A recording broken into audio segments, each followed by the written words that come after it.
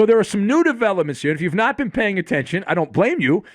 These other trades and transactions and speculation in the NFL, that's my wheelhouse. That's my wheelhouse. But the tabloid Radar Online, they recently spoke with a top executive on Madison Avenue, and that is the mecca of advertising endorsements. That's where all of the movement takes place in New York City. Midtown Manhattan, Madison Avenue. And this executive from Madison Avenue says that Simone Biles' choice to step away, some of us call it quitting, from the team competition and not completing it on the U.S. Olympic side of things will likely turn out, now likely is a weasel word, but will likely turn out to make her even more popular after the games with the advertising community. Quote, Simone is a bigger star today from walking away from the team event than she would have been if she had won another gold medal. Let me repeat that for those of you a little slow. Simone is a bigger star today by walking away from the team event than she would have been if she had won another medal. Quote continues, winning another gold would not have made a huge difference to her life after the games. Of course, this is talking about endorsements. She is already the most respected athlete in the world. However, now she is also respected as a human being, too. That, according to a marketing executive. Also, another part of this here, Simone has opened up a whole new chapter of her life post-Olympics, talking about mental health. All right, so let us discuss the question. What do you make of the latest chapter in this saga about an athlete who walked out of an event in the Olympics and is now being celebrated from sea to shining sea? Simone Biles cashing in on quitting. Even if you agree with her decision, she quit. All right, so my observations, you've got Rubicon, Thermometer, and Dungeons and Dragons. And we will lock all of these things together. Make the Baba Ganoush. We're going to make the Baba Ganoush. Now, number one.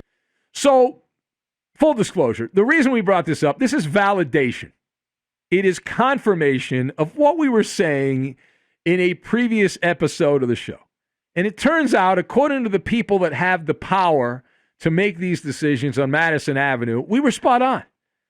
There is a burgeoning market of this type of content. People eat up these type of stories. There's a cottage industry thirsty to hand out gold stars, not gold medals, gold stars for these kind of moves in the sporting world. Society used to look down upon these people that did not finish what they started. People that we used to say gave up, right? That was the term. And I remember Phil Jackson, the greatest basketball coach for the modern era, and I covered him with the Lakers, and he had all these Zen sayings and all these phrases that he used as motivation, and he wrote books about this kind of mumbo jumbo. One of the things that Phil said, and he actually stole this, is a famous proverb that he stole talking about competition.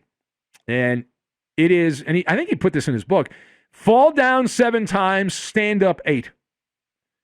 And so there was a point, I think it was 2 weeks ago, we celebrated grit and determination, wanted our kids to have grit. Not as much anymore. Not as much anymore. Now you're a hero for not finishing what you start. Now the phrase is fall down 7 times, lay down 8. Fall down 7 times, lay down 8. Now, that's not how I was raised. My parents were hardworking people.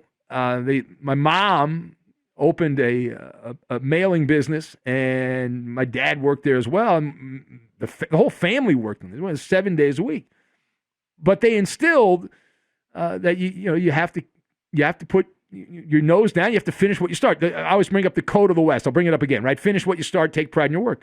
We have crossed the Rubicon, and it is a generational divide. I don't know when the cutoff is. And we can blame academia for this in many respects, right? For I was raised with the belief that you're supposed to finish what you start, that we celebrate. Michael Jordan when he's not feeling great because he ate a bad pizza in Utah having a great game, or Kobe Bryant having an amazing performance when he had a food issue in Sacramento. These are the things that's how I was raised. But younger people now celebrate that you just don't have it, even though you gave your word and you made the Olympic team and you're an Olympic hero and an all-time great in the Olympics. Just walk away. It's okay. It's okay. We'll give you a lot of money. We'll make you, you're a hero. That's the mindset today.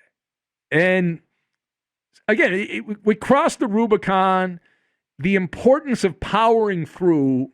And I'd like to think, I got a lot of positive email from people that were like, hey, that was spot on, what you said in the monologue the other day.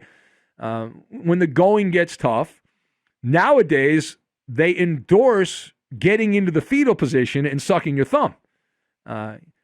Metaphorically, of course, right? But those that have jobs, and listen, I do the overnight show. We got a lot of hardworking people here. There's a lot of people right now that are working their second or third job, or they're truck drivers, long-haul truck drivers. You guys, you send me messages all the time. You're away from your family, going all over the place for weeks at a time. Or if you're delivering the newspaper, you're up early, probably got another job, and you're tossing newspapers, and you're doing that, and that's your mindset, right? This is the mindset of people that are busting their butt. And you can't quit if you get a newspaper route midway through and you don't feel good. I don't think, are you allowed just to leave? Do you get an endorsement deal if that happens? Man, I mean, you drive that truck, you get tired. Why not just go to the truck stop, throw the keys on the floor, and walk away?